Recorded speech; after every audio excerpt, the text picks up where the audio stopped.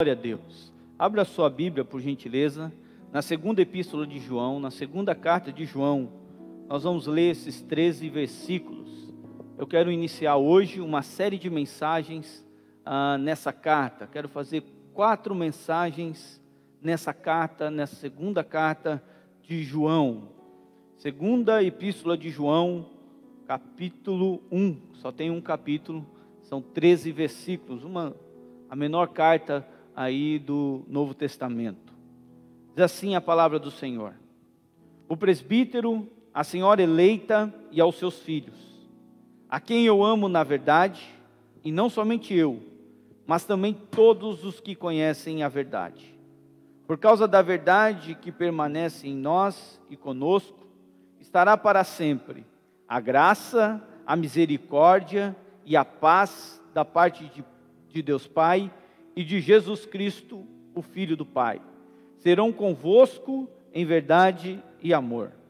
Fiquei sobremodo alegre e ter encontrado dentre os teus filhos os que andam na verdade, de acordo com o mandamento que recebemos da parte do Pai. E agora, Senhora, peço-te não como se escrevesse mandamento novo, senão o que tivemos desde o princípio, que nos amemos uns aos outros. E o amor é este, que andemos segundo os seus mandamentos.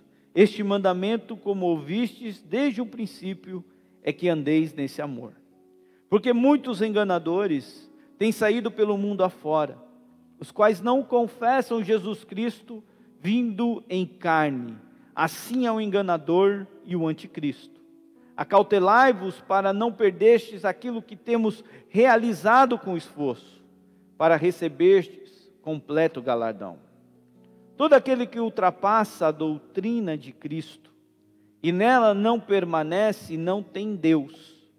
O que permanece na doutrina, esse tem tanto o Pai como o Filho. Se alguém vem ter convosco e não traz esta doutrina, não o recebais em casa, nem lhe deis as boas-vindas. Porquanto aquele que lhe dá boas-vindas, faz-se cúmplice das suas obras más. Ainda tinha muitas coisas que vos escrever, não quis fazê-lo com papel e tinta, pois espero ir ter convosco, e conversaremos de viva voz, para que a nossa alegria seja completa. Os filhos da tua irmã eleita te saúdam. Feche seus olhos, vamos cantar esse cântico, e que você possa, em nome de Jesus, pedir para que o Senhor fale ao seu coração através dessa palavra.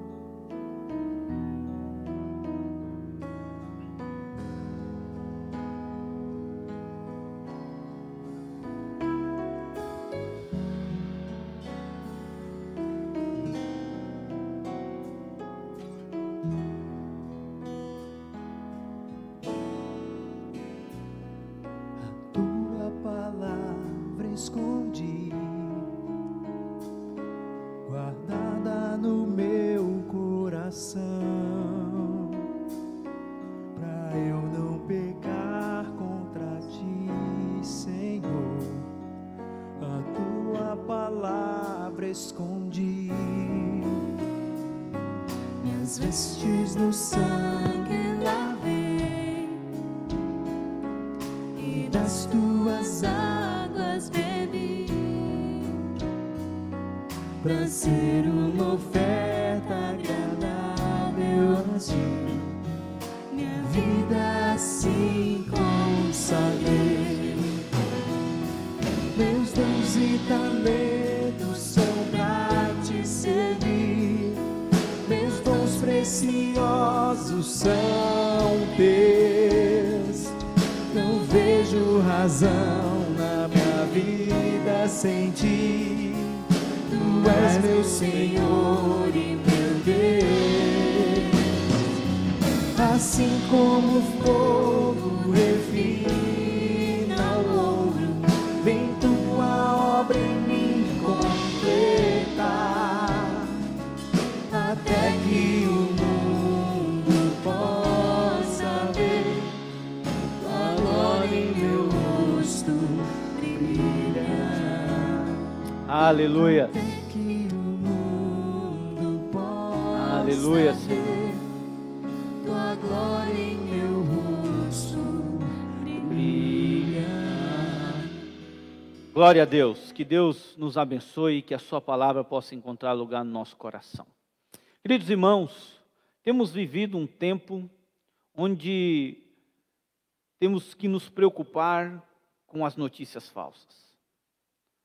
Muitas pessoas têm se preocupado com as famosas fake news, fake de falso, news de notícias.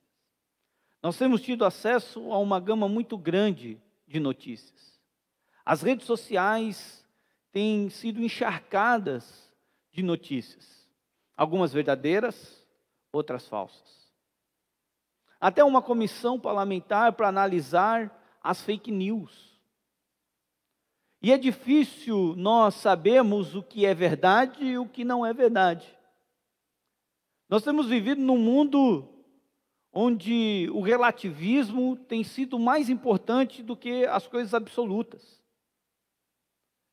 E nós temos vivido também com uma explosão de acesso à internet nesses tempos de pandemia, onde nós temos tido acesso a várias pregações, a vários estudos bíblicos, e muitas vezes não conseguimos discernir o que é uma sólida doutrina e o que é uma doutrina falsa.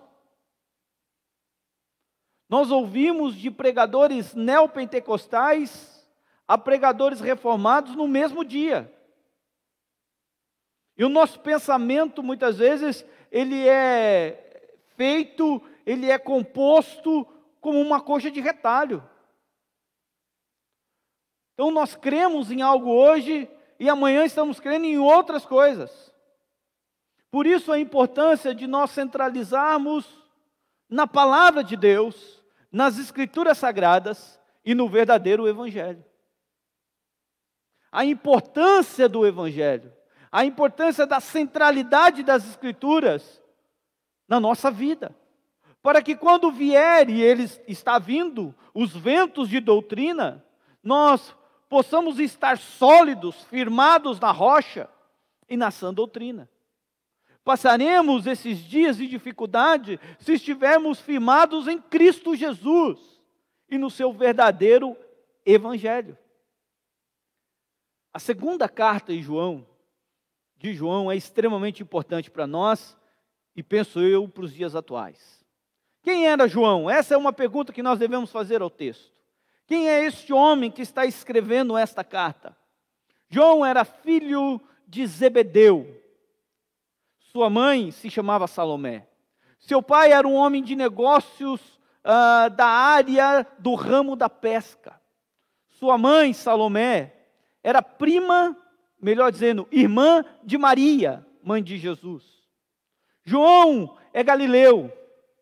Nasceu em Betsaida, cresceu em Betsaida, brincava na beira do mar da Galileia, se torna pescador como seu pai.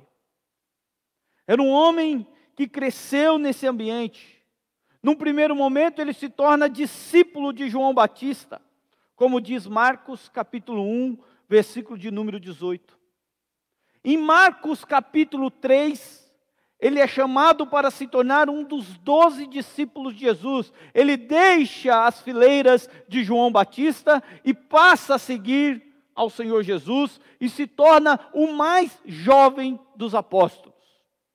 O menor, o mais novo dos apóstolos. Marcos capítulo 3, o verso de número 16, diz assim: E os 12 que designou, Simão, a quem acrescentou o nome de Pedro, Tiago, filho de Zebedeu, e João, seu irmão, os quais deu o nome de Boanerges, que quer dizer filhos do trovão.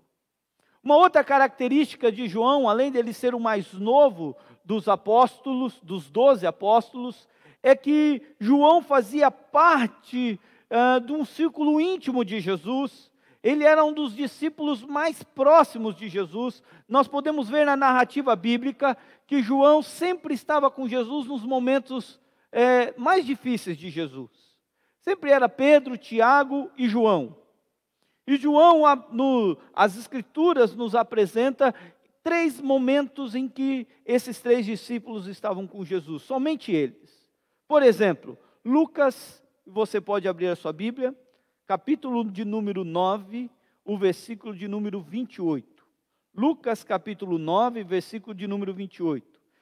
Cerca de 8 dias depois de proferidas essas palavras, tomando consigo a Pedro, João e Tiago, subiu ao monte com o propósito de orar. Naquele momento onde acontece a transfiguração, quem estava com Jesus? João estava lá. João acompanhou este momento, foi testemunha ocular desse fato. Agora há um outro fato importante. Lá em Lucas, volta um pouquinho, capítulo 8, versículo de número 51. Tendo chegado a casa, a ninguém permitiu que entrasse com ele, senão Pedro, João, Tiago e bem assim o pai da menina. Mais uma vez, quando Jesus vai realizar a ressurreição da filha de Jairo, os únicos 3 discípulos que estavam com ele dentro da casa de Jairo, era Pedro, Tiago e João. E no momento muito difícil do nosso Senhor Jesus Cristo, quando ele está orando, pronto para ir à cruz, quem estava com ele? João estava lá também.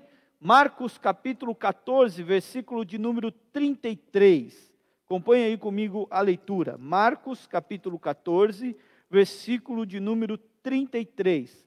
E levando consigo a Pedro, Tiago e João, começou a sentir-se tomado de pavor e de angústia. No Getsêmani, naquele momento de dor para Jesus Cristo, quem estava com ele? Pedro, Tiago e João. E desses 3, o mais próximo de Jesus era João. A Bíblia diz que ele reclinava-se aos peitos de Jesus.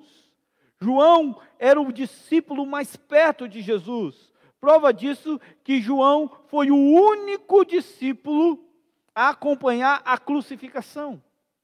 Ao ponto de quando Jesus o viu carregando Jesus estava carregando a cruz e vê João, ele pede para que João cuide de sua mãe, Maria. João acompanhou a crucificação e recebeu a responsabilidade de cuidar de Maria, mãe de Jesus. João foi um dos primeiros a ver o Senhor Jesus ressurreto. Ele estava lá ao amanhecer. João estava entre aqueles discípulos que viu quando Jesus foi assunto no céu, quando ele teve a sua ascensão, conforme diz Atos capítulo 1, versículo 9. João acompanhou toda essa trajetória. Em Gálatas capítulo 2, versículos de 6 a 10, Paulo vai dizer que João era uma das colunas da igreja em Jerusalém. Era um dos líderes da igreja de Jerusalém. João era um homem que se destacou, que aprendeu com o Senhor Jesus, que foi testemunha ocular dos fatos, que viveu com Jesus. Foi no ano 68 aproximadamente, depois do nosso Senhor Jesus Cristo, que João, por causa da perseguição que se dá em Jerusalém, foge, vai para Éfeso. De lá, ele é levado para a ilha de Pátimos pelo imperador Domiciano. E lá em Pátimos, ele escreve o livro de Apocalipse, conforme diz Apocalipse 1, versículo de número 9. E aí, ele volta, ele é liberto da ilha de Pátimos e ele se torna pastor da igreja de Éfeso. Observe que João vai provavelmente morrer no ano 98 depois de Cristo. Por volta do ano 98 depois de Cristo. Ele é um único dos 12 apóstolos que morreu de morte natural. Não foi decapitado, não foi queimado, não foi crucificado. Ele morreu devido à sua idade. Agora João escreve as 3 cartas. Primeira carta de João, a segunda e a terceira carta, para alertar a igreja da importância de se viver na verdade do Evangelho. Para alertar a igreja para viver a centralidade, a autenticidade do Evangelho do nosso Senhor Jesus Cristo. Porque já naquela época, a igreja estava sofrendo as heresias. A igreja estava sofrendo ataques externos e internos. Os ataques externos vinham do Império Romano, mas os ataques internos eram heresias que nasciam no meio da igreja para desestabilizar a igreja e para enganar a muitos. As 3 cartas de João têm a mesma razão central. Elas vão combater os famosos mestres gnósticos, que estavam conseguindo grandes conquistas no meio da igreja.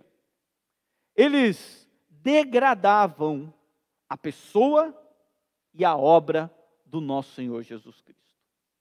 Prova disso é que 8 livros, 8 cartas do Novo Testamento são escritas e o pano de fundo é combate ao gnosticismo. As 3 cartas de João, 3 cartas pastorais, a carta aos Colossenses e a carta de Judas. Tem um mesmo pano de fundo. A igreja está sofrendo, e quando João escreve, ele está vendo que a igreja está sofrendo esse ataque da heresia dos gnósticos. Quem eram os gnósticos? Gnosticismo era uma espécie de filosofia religiosa que tentava combinar algumas coisas da fé cristã com a filosofia grega. E aí saía mais ou menos o gnosticismo. Os gnósticos, eles eram extremamente influenciados pelo dualismo grego. Então eles criam que a matéria, que o corpo é má. E que o espírito é bom. Então eles diziam que Jesus, ele veio e se encarnou no corpo que é mau. Então quem morreu na cruz foi só o corpo de Jesus, porque o espírito é bom e o espírito não poderia morrer. Eles negavam assim a encarnação de Cristo. E não somente isso, eles também não criam na ressurreição de Jesus. Esse era o problema que a igreja estava sofrendo nesse tempo dos apóstolos, nesse tempo do apóstolo Paulo. Eles estavam negando a pessoa de Jesus e estavam negando a obra do nosso Senhor Jesus Cristo. Eles não criam que Jesus era 100% Deus e 100% homem. Então João escreve essa carta por volta do ano 85 depois de Cristo, para alertar a igreja, para ensinar a igreja a verdadeira fé, o verdadeiro evangelho. Quando eu olho para os dias de hoje, como nós temos sido levados por qualquer vento de doutrina, como a igreja muitas vezes ela não está firmada na rocha, e ela tem sido influenciada de todas as maneiras, por vários tipos de heresias. Como nós nos fraquejamos diante das dificuldades da vida, porque não estamos com os nossos pés firmados em Cristo Jesus. João vai alertar a igreja. João vai ensinar a igreja. Agora nós temos que fazer uma outra pergunta. A quem, ou para quem, João está escrevendo essa carta? Porque o verso de número 1, volta lá para João, da segunda epístola de João, o verso de número 1 diz, o presbítero, se referindo a ele, o ancião. Presbítero era uma palavra usada para ancião. João está se referindo a ele. E ele diz, a senhora eleita e aos seus filhos. Aqui existem algumas teorias que nós precisamos trazer à tona. Uma delas é que João está escrevendo a uma mulher, a senhora. E essa mulher é crente, ela é cristã, ela é serva do Deus vivo. Então João está escrevendo para ela e para os seus filhos. Isso é uma teoria.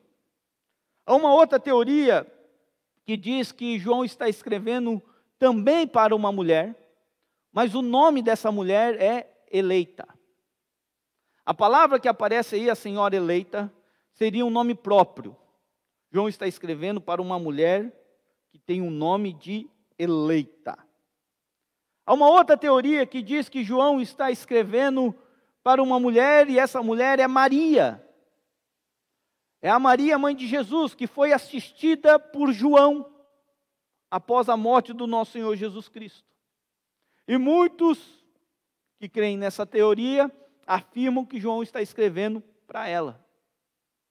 Outra teoria é que João está escrevendo para uma irmã, uma senhora, que hospedava na sua casa alguns crentes, alguns irmãos. Havia ali na casa dessa irmã um grupo pequeno, uma igreja, e João está escrevendo para eles. Agora, há uma teoria, e ao meu ver é a mais plausível, que João estaria escrevendo para uma determinada igreja local. Especificamente para uma igreja local. É como se João estivesse escrevendo a Igreja Presbiteriana de Cuiabá. A uma igreja local. Prova disso são que nos versos de número 6, 8, 10 e 12, João apresenta problemas comunitários. João apresenta sempre na pluralidade. Então era uma igreja e chamada de senhora, porque nós somos a noiva de Cristo, e várias vezes no Novo Testamento nós temos termos femininos para distinguir a igreja. Os eleitos são aqueles que fazem parte do corpo do Senhor, que ao qual Deus já elegeu antes da fundação do mundo. Então a igreja local, os seus filhos, os crentes que estão reunidos ali, João está escrevendo para essa igreja local. Então a mulher é a igreja, e os membros são os seus filhos. Nessa carta, João vai deixar bem claro para nós, e nós podemos ver isso na divisão natural desta carta, 3 ensinamentos muito básicos para nós. Do verso 1 ao verso de número 3, João nos ensina a autenticidade do Evangelho. Nós precisamos compreender de quem somos e a quem pertencemos. Fomos alcançados pela graça, pela misericórdia de Deus. Fomos chamados para a salvação. Agora devemos viver como salvos. Devemos viver como verdadeiros cristãos. Nós temos um RG, só que ele é celestial. É do céu. Nós não pertencemos mais a este mundo, nós estamos neste mundo, nós fazemos parte desse mundo, mas nós não pertencemos aqui. As nossas moradas, elas são celestiais. Há muitas pessoas perdendo essa autenticidade, não vivem mais a verdade. Viver na mentira é você estar sentado numa cadeira com 2 pés, vai cair. É isso que João está ensinando à igreja, a trazer a verdade e a viver esta verdade. E o que é viver a verdade? O que é essa autenticidade do Evangelho?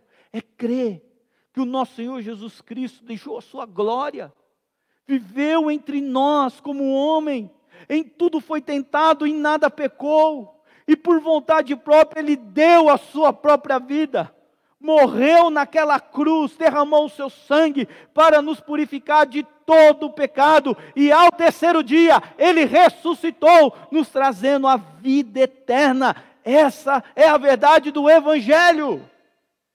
E muitas vezes nos esquecemos disso. Viver a verdade do Evangelho, a autenticidade do Evangelho, significa não negociar a fé. Esses irmãos dessa igreja do 1º século pagavam com a própria vida.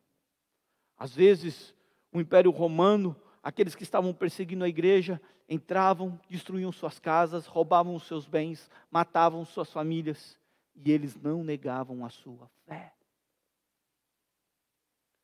Quem nós somos verdadeiramente? Nós temos que levantar essa bandeira de que nós somos de Jesus, que nós pertencemos a Jesus. Muitas vezes somos abalados pelas dificuldades da vida, pelas circunstâncias. Há muitas pessoas que nesses últimos dias foram extremamente abaladas por causa da situação política do nosso país. E digo isso porque muitas me ligaram. Pastor, acabou minha esperança, e agora? O que vai ser do Brasil? Olha essa crise. Nossa esperança não está nesses homens, não está neste mundo, está no Senhor Jesus. Essa é a importância de vivermos a centralidade do Evangelho. Do Evangelho. Então João vai deixar claro isso nos 3 primeiros versos. A partir do verso de número 4 até o verso de número 6, João, ele vai mostrar para nós que a igreja, ela, além de viver a autenticidade do evangelho, viver a verdade, não negociar a sua fé, ela deve ter uma atitude. E essa atitude é a mais honrosa, é a atitude de amar. É a atitude de amar, é ter ternura. Como diz Atos capítulo 2, a partir do versículo de número 42, é uma igreja que conta com a simpatia do povo. A atitude de amar, principalmente os que são da fé. E aqui João não está dizendo algo teórico, porque as cartas de João, elas são extremamente práticas. Ele está falando do amor. E João tem como base, desde a sua primeira carta até a terceira carta, de que o amor é o elo fundamental, é o vínculo da paz, que é o amor que deve nortear as nossas vidas. E amor é algo que é sacrificial. Amor tem a ver com generosidade, com dar. Amor tem a ver com você ofertar. Amor tem a ver com você se preocupar com o próximo e não consigo mesmo. É só nós olharmos à medida que Cristo nos amou, Ele nos amou ao ponto de dar a sua própria vida. É esse amor que deve permear os nossos corações, é esse amor que a igreja deve viver. E nós podemos demonstrar esse amor principalmente nos nossos dias, com atitudes simples, de você abençoar alguém, de você levar um bolo para alguém, de você levar um pão que você acabou de fazer para alguém. Isso é demonstrar amor, de você ter um tempo de oração e orar pelos seus irmãos. Eles nunca vão saber que você orou por eles, mas Deus sabe. Isso é atitude de amar, de você se preocupar em saber que na comunidade, na igreja, há pessoas com necessidades financeiras, há pessoas que ainda já não têm mais o que comer, e nós precisamos continuar ajudando, nós precisamos continuar sustentando, nós precisamos amar essas pessoas. Atitude de amar. A igreja, ela não pode praticar o amor de maneira teórica, ela tem que ter essa atitude, porque ela vive a verdade do evangelho. Ela vive o amor. O amor é você ligar para aqueles que talvez você não conheça, ou você faz tempo que você não liga, faz tempo que você não manda uma mensagem, ligar e dizer: eu estou orando por você. Nós não podemos nos abraçar, mas nós estamos unidos no vínculo do amor do nosso Senhor Jesus Cristo. Louvado seja o Senhor. E João, a partir do versículo de número 7 até o versículo de número 11, ele vai falar a respeito da obediência. João vai dizer que a igreja, ela precisa ser submissa, ela precisa estar subordinada aos mandamentos do nosso Senhor Jesus Cristo. Ela precisa estar subordinada à vontade de Deus para a sua vida. Em vários momentos que João escreve, a palavra que aparece para subordinado é doulos, escravo. Nós, quando confessamos Cristo como o nosso único e suficiente Salvador, nós também o confessamos como Senhor. Significa que é Ele que manda e nós obedecemos. Significa que eu não tenho mais vontade, a minha vontade é cumprir a vontade dEle. O próprio Senhor Jesus vai dizer: eu não vim fazer a minha vontade, eu vim fazer a vontade do Pai. A vontade de Deus, ela é boa, ela é perfeita, ela é agradável. Nós temos que nos submeter àquilo que Deus quer para nós, não àquilo que nós queremos para nós. E muitas vezes aquilo que Deus quer e aquilo que nós queremos confronta. Porque eu quero A, mas Deus quer me dar B. A vontade de Deus sempre vai ser melhor do que a minha. Sempre vai ser melhor do que a minha. A vontade de Deus, ela é perfeita, porque o plano de Deus é perfeito. Então a igreja, para combater as heresias, ela tem que estar firmada na verdade, na autenticidade do evangelho. Ela tem que ter a atitude de amar uns aos outros. E ela tem que estar subordinada a vontade daquele que nos chamou das trevas para a sua maravilhosa luz, de Jesus Cristo. Que nós possamos viver a verdade do Evangelho. Assim, seremos crentes firmes. E não vai ser pandemia ou dificuldades que nós venhamos passar que vai nos abalar. Chuva vem, a casa permanece firme. A tempestade se levanta, Jesus manda ela se acalmar.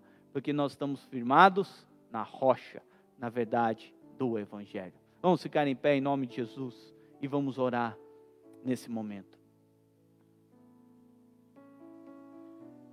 Senhor Jesus, nós clamamos ao Senhor neste momento, pedindo a Deus que possamos praticar nas nossas vidas essas 3 atitudes que João menciona. Vivermos na verdade, temos a atitude de amar e sermos subordinados à sua palavra. Ao decorrer desses domingos, queremos, ó Deus, meditar nessa segunda epístola. Queremos entrar mais profundo nas palavras que João, iluminado pelo Teu Santo Espírito, escreveu. Que possamos, ó Deus, ser arraizados, possamos ser arraigados, enraizados na palavra do Senhor. Para quando enfrentarmos o dia mal, sabemos da verdade do Evangelho, ó Deus, e não titubearmos, não desviarmos do caminho.